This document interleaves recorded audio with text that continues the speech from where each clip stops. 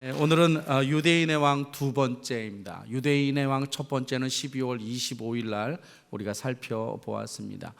유대인의 왕이었던 예수는 어린 아기로 이 땅 가운데 오셨고, 유대인의 왕이신 예수 그분은 자기 백성을 그의 죄에서 구원할 사명을 가지고 이 땅 가운데 오셨고, 그분은 그의 백성을 구원할 뿐만 아니라 떠나시지 아니하시고 임마누엘, 우리와 언제나 함께 하시기로 약속하셨습니다.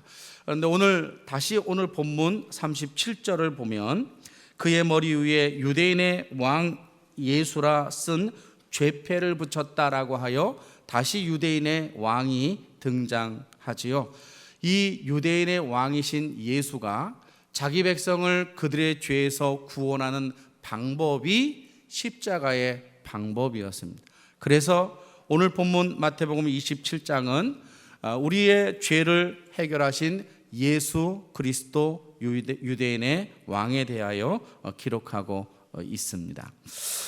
오늘 본문은 33절 골고다 해골이라고 하는 해골이라고 번역하면 해골이라고 하는 그곳에서, 그 장소에서 일어난 사건인데, 예수님은 그 전에 저녁에 잡히셔서 새벽까지 채찍으로 맞으셨습니다. 유대인의 채찍은 끝에 쇠붙이와 뼈가 달려있는 채찍이어서 온몸을 휘감고 있었던 그 채찍이 풀릴 때마다 살점이 떨어져 나가 온몸에 피가 낭자해 있었고, 유대인들이 유대 땅에 있는 가시떨기 나무는 우리가 생각하는 아카시아나 장미꽃 가시 정도가 아니라 마치 볼펜과 같이 길쭉한 가시로 되어 있는 아주 억센 풀로 되어 있습니다. 그래서 그 가시 면류관을 만들어 예수님의 머리에 썼을 때 그 가시가 피부를 뚫고 그리고 온몸에 피를 낭자케 한 그 사건을 경험했지요. 새벽이 되어 빌라도가 더 이상 그를 지켜줄 수 없다라고 결론하고 그를 십자가로 내어줍니다. 유대인들이 그를 이끌고 골고다라고 하는 곳으로 오지요. 병사들이 보기에도 예수님은 많이 지쳐 있었던 것 같고 힘들어 있었던 것 같아요. 그래서 예수님께 포도주, 쓸개탄 포도주, 고통을 잠시 멈추게 할 마취제와 같은 포도주를 예수님께 주려고 하죠. 예수님이 얼마나 지치셨는지, 얼마나 힘들었는지 먹지 않아도 될 것 같은 이 포도주에 입술을 갖다 대십니다. 그러나 더 이상 무슨 연유인지 마시지 않고 그는 십자가에 못이 박힙니다. 34절 쓸개탄 포도주를 예수께 주어 마시게 하였더니 예수께서 마시고자 하지 아니하시더라. 그들이 예수를 십자가에 못 박은 후에 그 옷을 제비 뽑아 나누어 갖고 그 자리에 앉아 있었습니다. 그날은 십자가에 못 박힌 사람들이 몇 명인지 알 수는 없으나 예수님 양쪽 곁에 두 명이 함께 십자가에 못이 박힙니다. 강도라고 번역된 이들은 아마 지엘롯, 그러니까 열심당 독립당원이었던 것 같아요. 그들은 로마로부터 유대 땅을 독립시키기 위하여 칼을 품고 다니다가 적군을 만났을 때 살해를 하는 이런 일들을 했습니다. 그래서 성경은 그들을 강도라고 했지만 사실은 독립투사로 볼 수도 있죠. 그 두 명이 잡혔습니다. 한 명이 더 잡혔지요. 대장격인 사람 하나가 잡혔는데 그 사람이 바라바였습니다. 그러나 그는 예수가 대신하여 그를 풀어주고 예수님이 십자가에 달리게 되었지요. 그 두 사람도, 그리고 주변에 있었던 여러 사람들, 구경꾼들도, 바리새인과 사두개인과 서기관과 대제사장들, 장로들, 심지어는 함께 십자가에 못 박힌 강도들까지도 예수님을 우습게 보고 조롱하고 욕해버렸습니다. 네가 유대인의 왕이냐? 네가 이스라엘의 왕이냐? 그러면 네 자신을 구원하여 보라라고 말하고 있지요. 사실 유대인들은 옛날부터 거의 천년이 넘도록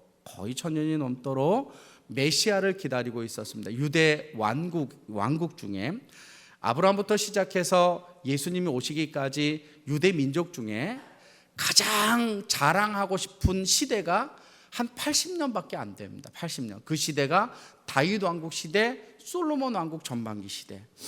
수천 년, 4천 년 더 가면 6천 년 정도 볼 수 있는 유대의 역사를 보면 그들이 자랑할 수 있는 국가, 자랑할 수 있는 왕 딱 80년 내외 딱 국한돼, 수천 년인데도 불구하고. 근데 그 얼마 안 되는 그 기간 동안에 이 다윗 왕이 세운 혁혁한 공은 모든 사람들에게 희망이었기에 이제 다윗 후손을 통하여 하나님이 다시 한번 그들에게 기회를 주실 것이다 라고 하는 메시아 사상이 그들의 삶 가운데 있었죠. 그들은 끊임없이 오실 왕, 유대인의 왕을 기다리고 있었으나 정작 유대인의 왕이 왔지만 그들은 유대인의 왕을 십자가에 못 박고 말았던 것이죠. 이들이 뭐라고 조롱하느냐? 오늘 보면 39절에 지나가는 자들이 자기 머리를 흔들며 예수를 모욕하여 미완료형 모욕하다 끊임없이 계속 말하다. 아유 저런 바보, 네가 왕이야? 한번 내려와봐. 네가 내려와서 증거되면 내가 믿을게. 이렇게 이야기하는 겁니다. 그러니까 유대인의 왕이라고 써붙인 그것은 진정으로 유대인의 왕이라고 믿는 것이 아니라 조롱거리이지요. 어쩌면 신앙이 그런 신앙, 우리의 신앙에도 그런 게 있을 수 있어요. 말은 하나님 믿는다고 말하고, 말은 예수님이 나의 왕이라고 말하고, 말은 정말로 예수가 나의 구원자라고 말하면서 내가 내 인생의 구원자요, 내가 내 삶의 왕이요, 내가 모든 것 하는 그런 식으로 이분적으로 살아가는 삶의 모습이 우리 속에도 분명히 있지요. 이들은 끊임없이 예수님을 모욕합니다. 39절에도 그렇게 했고 41절 그와 같이 대제사장들도 서기관들과 장로들과 함께 희롱하여, 분명히 우리가 지난주에 살펴보았듯이 유대인의 왕 예수는 베들레헴에서 태어난다라고 예언되어 있었던 것을 대제사장도 알았고 서기관도 알았고 백성들의 서기관들까지 다 알았음에도 불구하고, 그 증거까지 보여주었음에도 불구하고 그들은 예수 그리스도를 받아들이지 않았어요. 왜요? 자기가 원하는 왕이 아니었기 때문에. 자기가 원하는 왕은 어떤 왕? 고작 80년 동안 칼 가지고 칼싸움에 했었던 다윗 왕과 같은 사람을 찾고 있었던 겁니다. 여러분, 하나님이 이 땅을 살리는 방법은 다윗 왕과 같은 방법만으로 살리지 않습니다. 여러분, 하나님이 우리를 살릴 때는 내가 옛날에 하나님께 기도하여 응답받는 그 방법만으로 나를 살리지 않아요. 하나님의 방법은 우리가 알 수 없고, 하나님의 방법은 우리가 예기치 않은 놀라운 방법으로도 우리를 살릴 줄로 믿습니다. 마음이 열려 있어야 합니다. 그러므로 마음이 열려, 나의 체험에 묶이거나 나의 경험에 묶이거나 내가 살아왔던 데 묶이면 우리는 어쩌면 하나님의 넓고 크신 하나님의 다양한 방법을 경험하지 못할 수도 있지요. 그들은 유대인의 왕이다 라고 말했지만 진정으로 그분은 그들의 왕이 아니었던 겁니다. 여러분에게 제가 질문하겠습니다. 여러분은 이 땅에 오신 예수가 여러분의 왕입니까? 예수가 우리의 왕입니까? 만약에 그렇다면 우리는 반드시 그분의 통치를 받아야 합니다. 여러분, 정부가 설립되려면 세 가지의 요소가 갖추어져야 합니다. 하나는 국민, 하나는 주권, 하나는 영토입니다. 국민과 주권과 영토가 만들어져야 그걸 하나의 비로소 정부다라고 말하는 것이죠. 보수주의자와 진보자들이 우리나라의 그 건국 일을 가지고 많이 싸웁니다. 그 기준이 이것이기 때문에 그렇습니다. 그런데 정부, 나라의 주권은 누구에게서 나온다? 나라의 주권은 누구에게서 나와요? 무슨 소리 하고 있어요? 내게서 나온다. 아닌가요? 맞잖아요. 내가 나라의 주권자 아닙니까? 그죠? 외칠 때 외쳐야 되겠죠. 그죠? 나라, 정부의 주권은 국민, 나에게서 나옵니다. 하나님의 나라를 구성하는 요소도 세 가지가 있습니다. 하나는 주권, 하나는 영토, 하나는 국민입니다. 만약에 하나님의 나라에 하나님의 백성이 없으면 하나님의 나라는 이루어질 수가 없고, 하나님의 나라에 영토가 없다면, 통치를 받을 수 있는 영역이 없다면 하나님의 나라는 이루어질 수가 없으며, 하나님 나라의 주권, 통치가 없으면 하나님의 나라는 이루어질 수 없어요. 질문해 볼게요. 정부의 주권은 국민에게 있다면 하나님 나라의 주권은 누구에게 있습니까? 하나님에게 있습니다. 그렇다면 여러분에게 질문해 볼게요. 우리의 왕이 누구예요? 하나님 예수 그리스도. 그렇다면 그분의 주권 안에, 그분의 통치 아래 내가 있나요? 만약에 우리가 그렇다라고 하면 여러분 신앙생활 참 잘하고 계시는 겁니다. 만약에 그렇지 않다면, 그분이 아직도 나에게 주권자로 역사하고 있지 않다면 죄송하지만 유대인의 왕은 나인 것입니다. 오늘 본문에 등장하는 유대인의 왕, 그분은 세 가지 관점에서 우리가 살펴볼 수 있습니다. 첫 번째, 우리에게 있는 유대인의 왕 첫 번째는 날 대신하여 고통을 받으신 분입니다. 나를 대신하여 고통당하신 분이 유대인의 왕이고 그분이 나와 그러므로 관계가 있는 겁니다. 오늘 33절, 골고다 즉 해골이라는 곳에 이르러 쓸개탄 포도주 밑줄 그세요. 마시게 하려 하였더니 예수께서 맛보시고 마시지 아니하였다는 밑줄 한번 그어보세요. 왜 이렇게 행동하셨을까? 그가 모진 고난 가운데 맛을 보셨고, 이것이 자신의 몸을, 자신의 표피를 마취하여서 고통을 좀 덜하게 한다면, 십자가에 달릴 때도 더 큰 고통이 있을 텐데 좀 마시고 덜한 고통으로 올라가서 세상을 떠나가시면 안 되셨을까요? 그럼에도 불구하고 그가 마시자 이것이 고통을 덜하게 하는 음료구나라고 생각하고, 그리고 입에 대지 않습니다. 그 이유는 하나님께서 내리신 저주의 심판을 온전히 당하기 위함이에요. 여러분, 우리가 죄를 짓고 하나님은 우리를 심판하는데 우리는 죽이려고 하지 않습니다. 여러분, 우리가 죄를 범하고 하나님 앞에 서 있는 우리를 하나님은 죽일 신용을 하지 않습니다. 하나님 죽일 것 같지 않습니다. 죽여버립니다. 죄를 지은 인생을 향하여 하나님은 죽이려는 시도를 한다거나 죽일 것 같이 행동하는 게 아니라 죽입니다. 이미 아담과 하와는 죽었죠. 그 죽음의 대가는 저주와 형벌이었고, 그 저주와 형벌을 예수님은 우리가 당해야 하지만 고난이 그 저주와 형벌을 당하신 것입니다.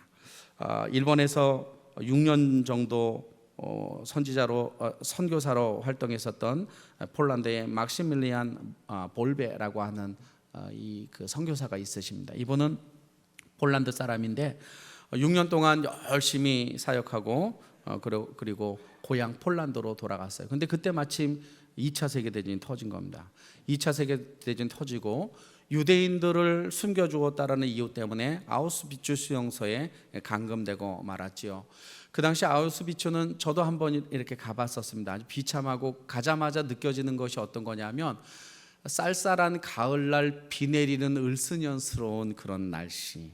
그러니까 앉아 있으면 자동적으로 우울 모드로 들어가는 그런 곳이 이 폴란드의 아우슈비츠 그 날씨였던 것 같아요.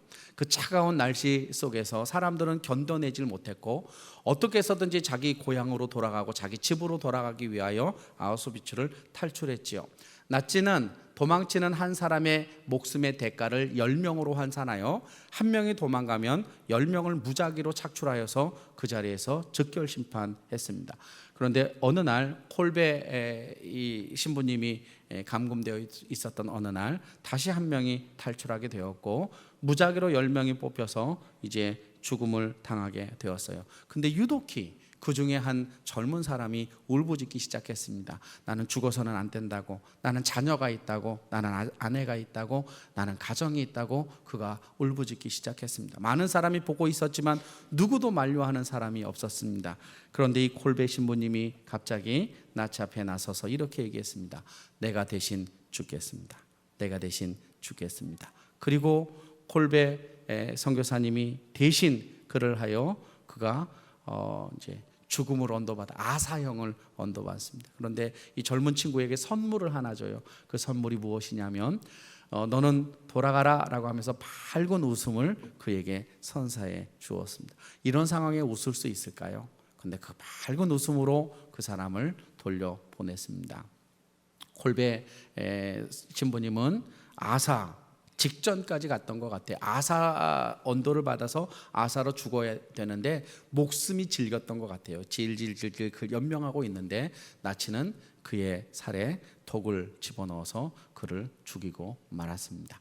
만약에 만약에 하나님이 그 젊은 청년이 나는 가정이 있어요, 나는 살아야 돼요, 나는 죽을 수가 없어요 라고 막 하고 그럴 때 하나님이 그래, 너는 내가 알아, 내가 네 마음 알지 라고 우리를 대신하여 자기를 주지 않고 말로만 우리에게 사랑한다라고 한다면 그분이 우리에게 왕이 될 수 있겠습니까? 그분이 우리의 고통을 그냥 인식만 하고 헌금만 많이 내고 예배 출석만 잘하고 열심히 봉사하는 그것만을 만족하시는 그분이 나의 유대인의 왕, 나의 왕이라고 한다면 그분이 어찌 나와 무슨 관계가 있겠습니까? 그런데 하나님은 그렇지 않습니다. 예수님은 그렇지 않습니다. 여러분, 우리가 살아가는 인생 속에 얼마나 많은 고난과 역경이 있었어요. 1년 동안 살면서 많이 아파하지 않았습니까? 안 아프세요? 힘들지 않습니까? 불안하지 않습니까? 만약에 그분이 우리에게 나도 알아, 헌금만 많이 내고 예배만 빠지지 마라, 그렇다면 그분이 나와 무슨 관계에 있는 나의 왕이란 말입니까? 그분은 우리가 고통 가운데 우리에게 오실 줄로 믿습니다. 우리의 마음을 만지실 줄로 믿습니다. 고난 가운데 우리를 대신하여 고통당하고 죽으실 줄로 믿습니다. 그래서 그분의 삶이 우리에게 의미 있는 것은 날 대신하여 고난받으신 왕이기에 그분이 나의 왕인 것이죠. 오늘 본문은 그 예수님과 함께 서 있는 38절의 두 강도를 소개하고 있습니다. 이때 예수와 함께 강도 둘이 십자가에 못 박혔나니 하나는 우편에 하나는 좌편에. 44절, 함께 십자가에 못 박힌 강도들도 이와 같이 욕하였다라고 했습니다. 그들은 욕하였습니다. 머저리라고 바보라고 그렇게. 그런데 오늘 본문에는 기록되어 있지 않지만 누가복음 23장 43절에 보면 이 한편 강도가, 오른쪽에 있는지 왼쪽에 있는지 모르는 한편 강도가 예수님을 영접합니다.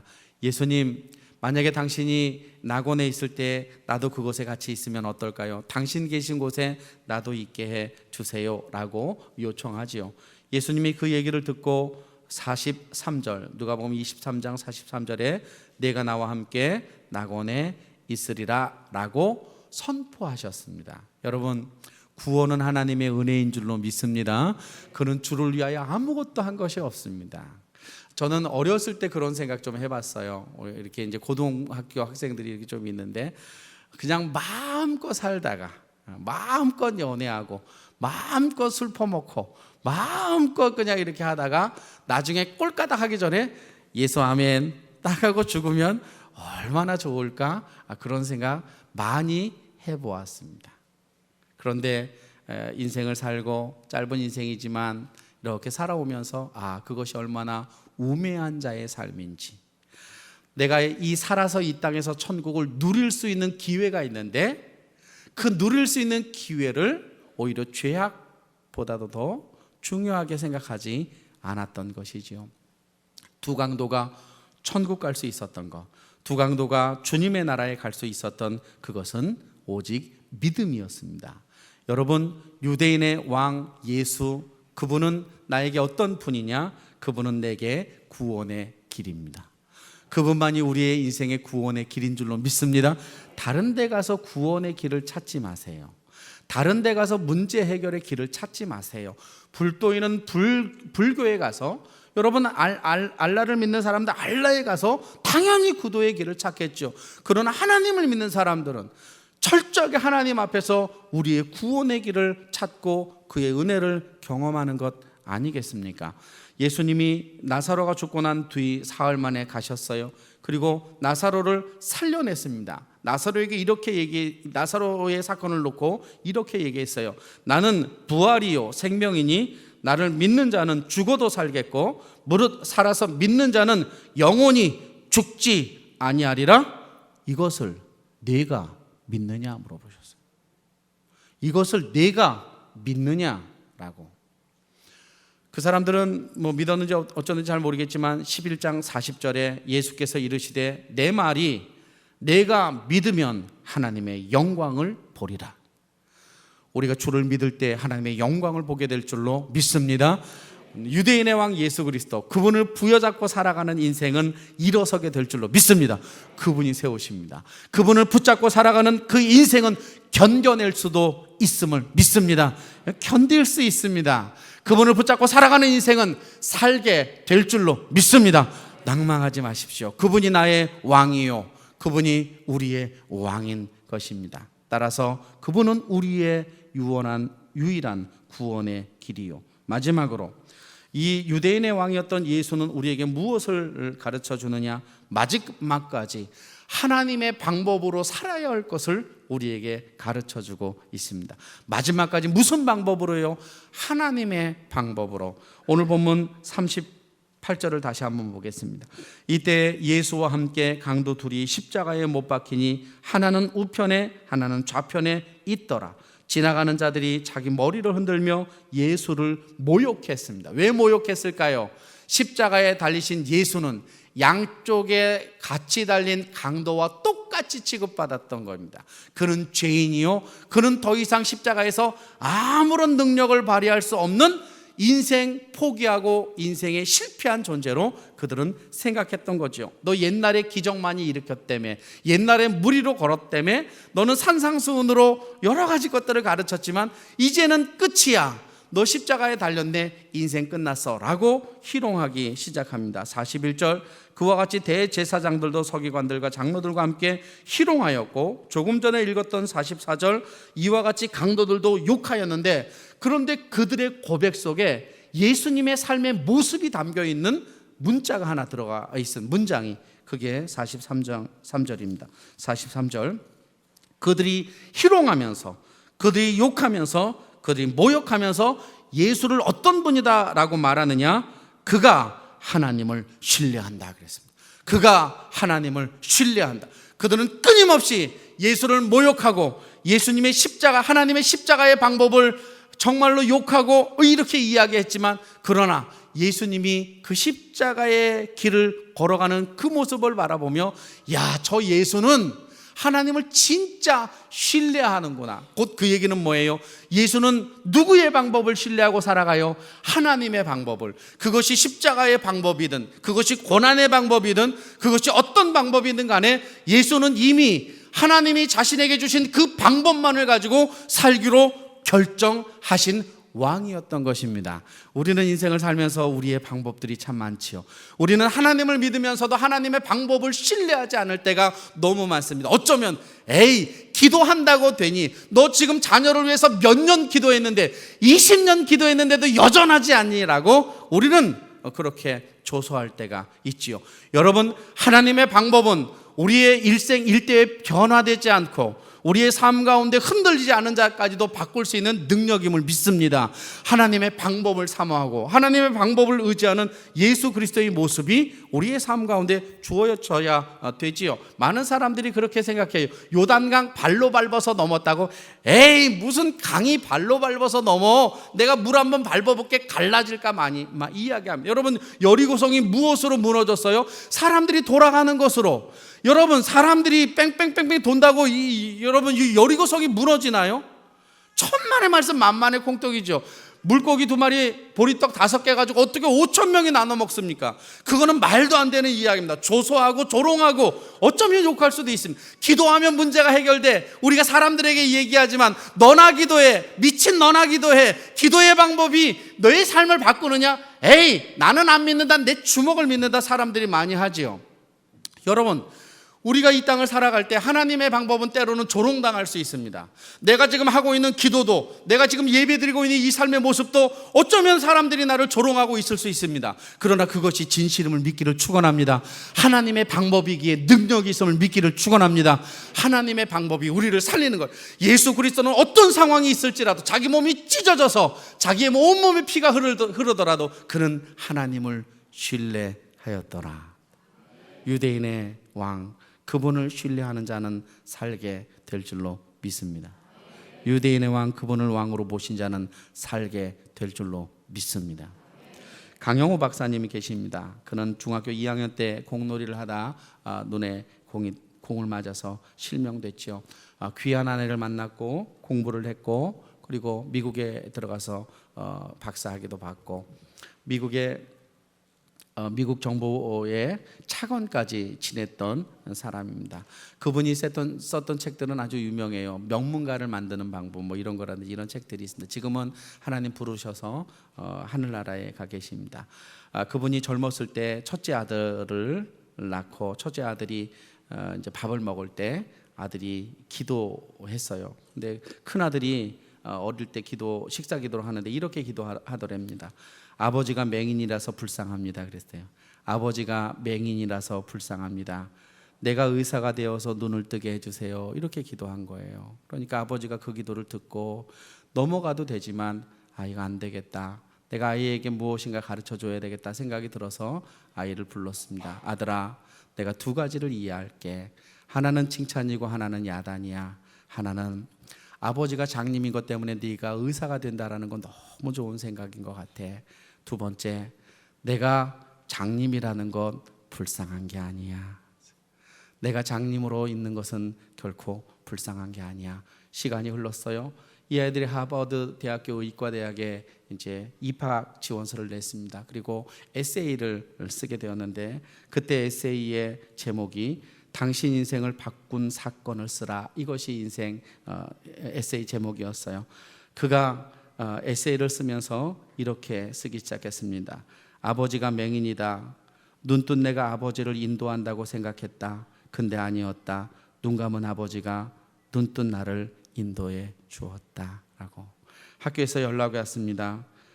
이 아이는 꼭 입학시켜야 되니까 학교를 꼭 보내달라고 하는 간청이었습니다. 여러분, 눈뜬 내가 아버지를 인도한다고 생각했다. 근데 아니었다. 눈 감은 아버지가 눈뜬 나를 인도해 주었다. 우리는 어쩌면 하나님을 이렇게 대하고 있는 것 아닐까? 내가 하나님보다 잘났다고, 내가 하나님보다 더 무엇인가 안다고 나는 하나님을 뒤로하고 내가 내 삶을 주도해 살아가는 것은 아닐까? 우리가 예수를 주인이라고, 우리가 예수를 왕이라고 그분을 나의 주인으로 섬기고 살지만 진정한 주인은 아직도 나를 버리지 못한 내가 아닐까 싶습니다. 여러분, 유대인의 왕인 그분 붙잡고 우리가 이 땅 가운데 승리하는 저와 여러분 되기를 간절히 소망합니다.